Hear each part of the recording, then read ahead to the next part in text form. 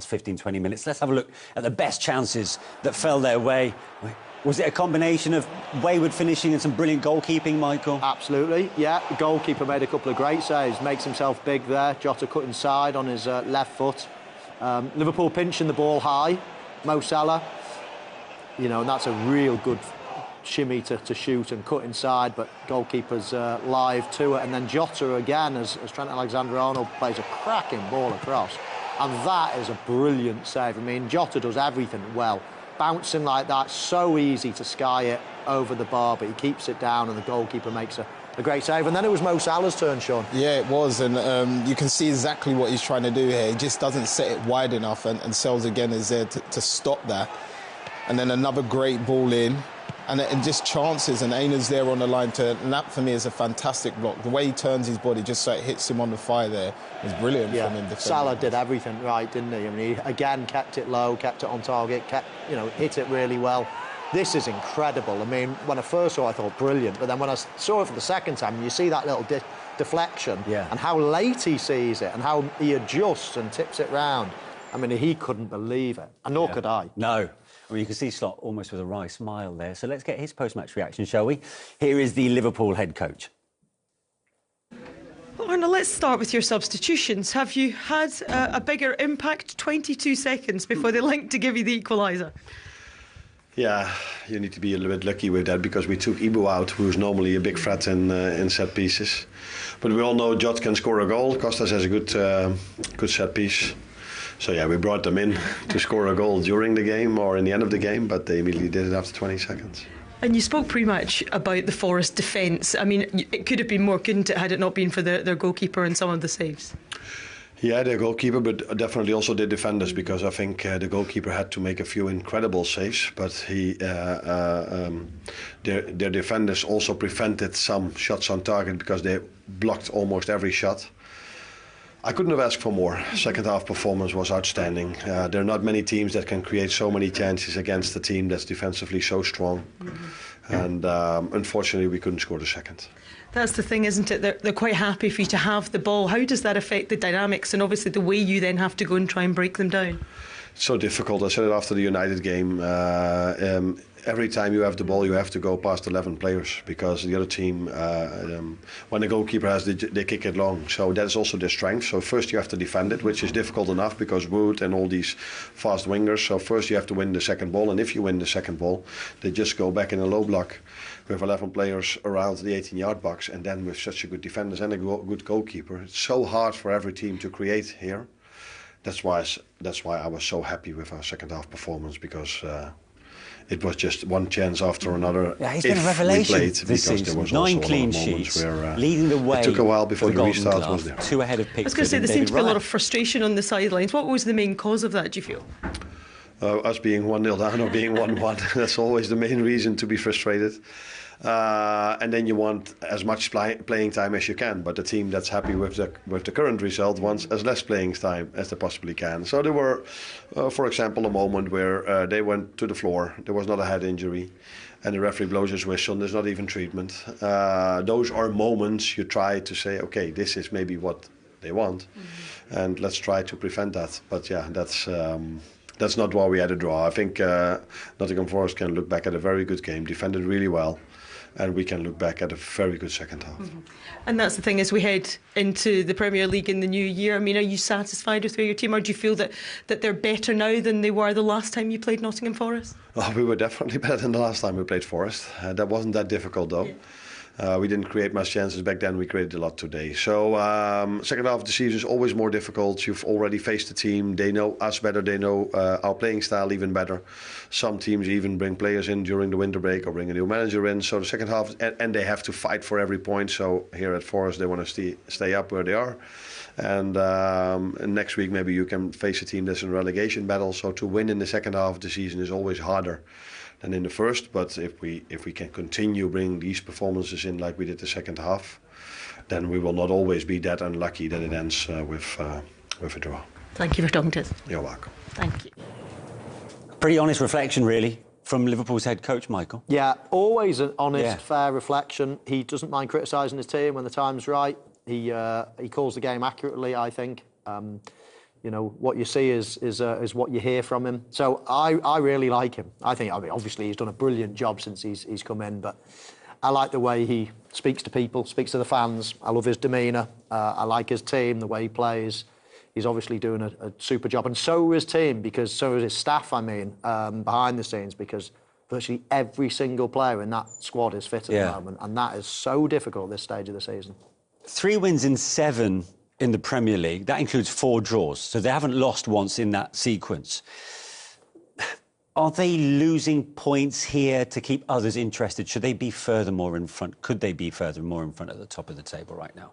Well, yeah, you could turn around and say they could be furthermore in front, but you also got to respect all the other teams they're coming up against. I think Liverpool may not have played as well as they would like to in those games, but they haven't lost those games either, and they've come against a team that may have had a little bit of luck, may have defended in a very low block, and didn't really try to hit them on a counter either. So I think that there's a bit of both in terms of that. If I was Liverpool, just like him, I would be delighted with our position, especially the amount of games they've already played. They're top in the Champions League, top in the Premier League, still in a semi-final. Yeah. And I don't think you can be upset with that. No, and they're playing well. I mean, they played well there. The first half, OK, it was a bit bitty. And it was a bit disjointed from them. It was, but that second half, when the stats there were crawling along the bottom of the screen before, a few minutes ago, I couldn't believe it. I did think that Liverpool played well, but they, based on the stats, the shots and the possession and the running stats, and as I say, they looked stronger and they covered more ground. You know, put it this way, if you didn't watch the game, you looked at the stats, you would have thought, oh, Liverpool won that game then, obviously, if you didn't see the scoreline. So it was a very good performance. Going away to the team in third in the Premier League, to their stadium, their tails are up, they beat you once this season. To put in a performance like that and to, you know, as I say, to dominate virtually every area was a good performance. So even though, yes, the results may be a little bit, you know, not as they would want at the moment, they're playing well still and results will come. If you play well, then results will come eventually. I mentioned a short while ago how Diego Jota's introduction made them much more proactive or helped them in the final third. Did the Luis Diaz experiment down the middle work in that first half for you, Sean? I saw a few things that said it didn't, but then at the same time, I think that is down to the way Forest played. I don't think Liverpool had as much time on the ball in the first half as they did in the second half. The later the game went on, the more tighter they got, the more space there was. And when Jota comes into that situation, he's always bright upstairs. He's always looking at those little clever runs or trying to get the ball on the half term. And I felt Liverpool exploited that when they had the chance to. And maybe in the first half, if it was Jota may have been in the same situation as Diaz, because the space that he was finding in the second half wasn't available. And like you said, the game was very bitty. Yeah. And Forest made it that way, and that played into their hands, I thought, in the first half. Yeah, let me assure you, from experience, it's a free punch coming off the bench. Yeah. It's much more difficult being a starter. Everybody's got energy. The game is a lot tighter. I don't think you've had much experience of that. No, well, at the end of my career. But the game is tighter in the first half. As I say, a lot more energy. Everybody's closing down. Lot fewer mistakes. Coming on when the game is stretched, it gets like a basketball game. It's so much easier. It's a free punch coming on as a centre forward at the end of a game. So as much as Diego Jota did very, very well, I certainly wouldn't be condemning Luis Diaz. But we have to, and you're right, Sean, to give credit to Forest. I mean, they clearly went toe-to-toe with Liverpool. It's 4 points against them now across the 2 games. Let's have a look at the way that they took the lead. And a hard-fought point. They're up to second in the table. Here are the thoughts of their head coach, Nuno Espirito Santo. No, that game had a lot of build-up. Did it deliver? How do you reflect on it all? It was a good game. I thought it was entertaining. The first half, I think we were organised. We didn't allow too many situations. And the second half was like a ping pong, no? And then is when Liverpool really becomes stronger, when they have space and they can accelerate and with the speed and talent that they have. That was a dangerous moment. But very proud of the team, the way they work, the way they run, especially when up and down, the sprint to recover, the sprint to desire to attack was good. What about your goal then for Chris Wood? His first goal against Liverpool, but it really epitomised Nottingham Forest, didn't it? That 2 passes and he was in and he took it brilliantly. Yeah, it was a beautiful finish. I think it was a pass from Anthony that isolate him and was clinical, was good. And then what about the equaliser then? Was it frustrating the manner in which you conceded with the substitutions for Liverpool?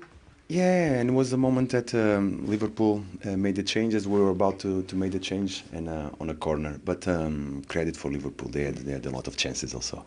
And a word on your goalkeeper. He had nothing to do really for about 60 minutes, and then he produced some excellent saves to keep the point for you. He's in a good moment. He's full of confidence, and he's keeping us on the game. We are very thankful. Is it a sign of the times, the progress that's been made here, that the level of feel-good factor and expectation that is around the stadium now from the fans? It's amazing. I think today the help that the fans give to us, we didn't have the ball for so much time, and they keep supporting us, realizing that our tough opponent was so good, and the support in the end, the last 7 minutes, we had the feeling that they were giving a extra run to our players. And to move up to second now in the Premier League table, do you take pride in that? You know, I know you wanted 3 points today, but you must be hugely satisfied with the season so far. Of course, especially because of the way the players work. I'm so proud. I cannot repeat myself over and again because this is what I'm feeling. And we keep going. It's about enjoying the moment, competing very well. And you got a tough one on the next one. Congratulations. Cheers, nice to see you. Forest are one of the stories of this Premier League season. And while that result ends their winning run, does it keep their momentum going?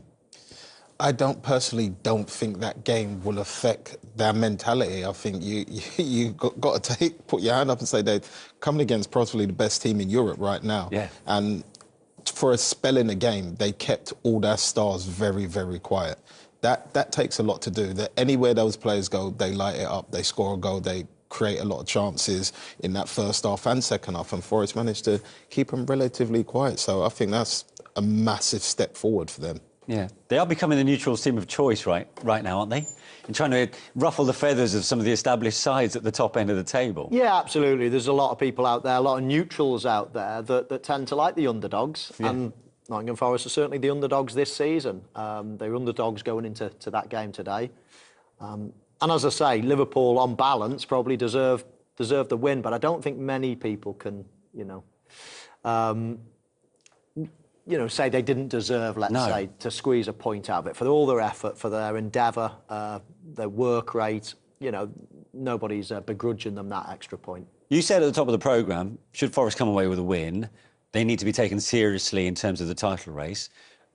Is that still the case, having taken a point today?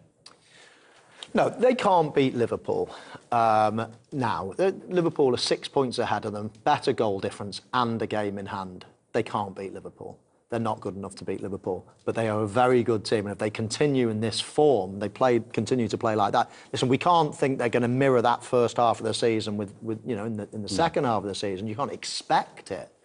But even if they just fall a little bit below it, they could be challenging in the top four. If they could nick fourth place or something like that, it'd be an incredible season for them. So, no, they needed to win today to have any fighting chance of being considered to winning the league. They're just they're not good enough to beat Liverpool over a period of time. I think Arsenal are the only team that could challenge Liverpool. But they have